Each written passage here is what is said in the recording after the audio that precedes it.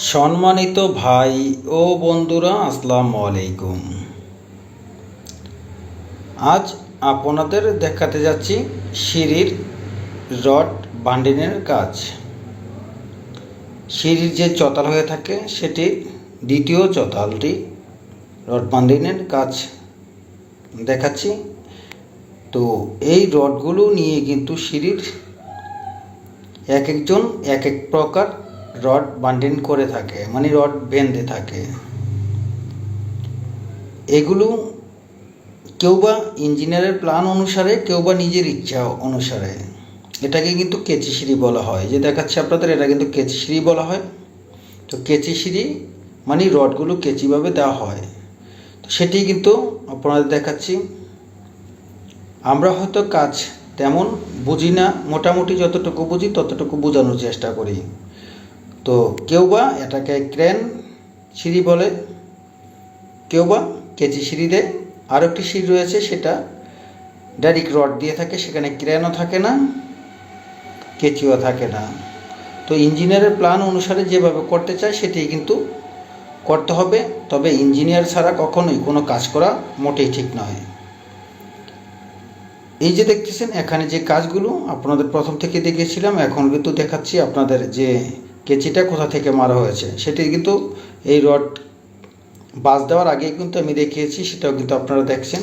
প্রয়োজনে একটু ভালো করে দেখবেন। এখানে অনেকেই একটু যে দুটি রড একসাথে হতে হবে, কেচিটা ঠিক একই জায়গায় হতে হবে, কিন্তু এখানে কিন্তু সেটি অনেকে একটু ফাঁক রাখে, অনেকে দূরে রাখে। এক একজনে এক এক প্রকার রড বাঁধার কাজ করে থাকে।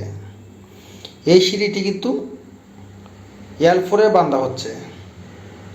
L4 মানে অনেকে যদি প্রশ্ন করে থাকে, সবাই জানে, কিন্তু যারা নতুন রয়েছে তারা কিন্তু অনেকেই L4 মানে জিজ্ঞেস করতে চায়। L4 মানে হচ্ছে এখানে যে সিঁড়িটি লম্বায় যা রয়েছে তার 4 ভাগের 2 ভাগ মাঝখানে রয়েছে এবং 2 ভাগ 2 সাইডে রয়েছে। এই দেখতেছেন রডগুলো কিন্তু পুরোপুরি বাঁধ দেওয়া হয়ে গেছে। এখানে যেই আলগা যে টপ কেচিটা দেওয়া হয়েছে সেটা কিন্তু বিমের নিচ দিয়ে ছাদের মেন যে রডের সাথে বাঁধা হয়েছে। আর সিঁড়ি থেকে যেটা প্রথমে রডগুলো উঠে এসেছে সেটি কিন্তু বিমের ওপর দিয়ে চলে গেছে। সেটি কিন্তু আপনারা একটু ভালোভাবে দেখবেন। তো এই কাজটা কীরকম হলো, কেমন হলো সে সম্পর্কেও একটু ধারণা দিবেন। আর যদি কাজে ভুল ভ্রান্তি থাকতেই পারে, যদি ভুল হয়ে থাকে সেটি খুবই সুন্দরভাবে কমেন্টে জানিয়ে দিবেন। অবশ্যই আমি নিজেও আপনাদের কাছে কাজ শিখতে চাই, কারণ কাজ শেখার শেষ নেই। যেমন লেখাপড়ার বয়স নেই। কাজ হয়তো আমি আজকে 29 বছর যাবৎ এই লাইনেই কাজ করতেছি, একটা কাজই শিখেছি। আমি মূলত একজন কন্ট্রাক্টর, আমি কোনো ইঞ্জিনিয়ার নই। আমি দেশের বিভিন্ন স্থানে গিয়ে কাজ করে থাকি।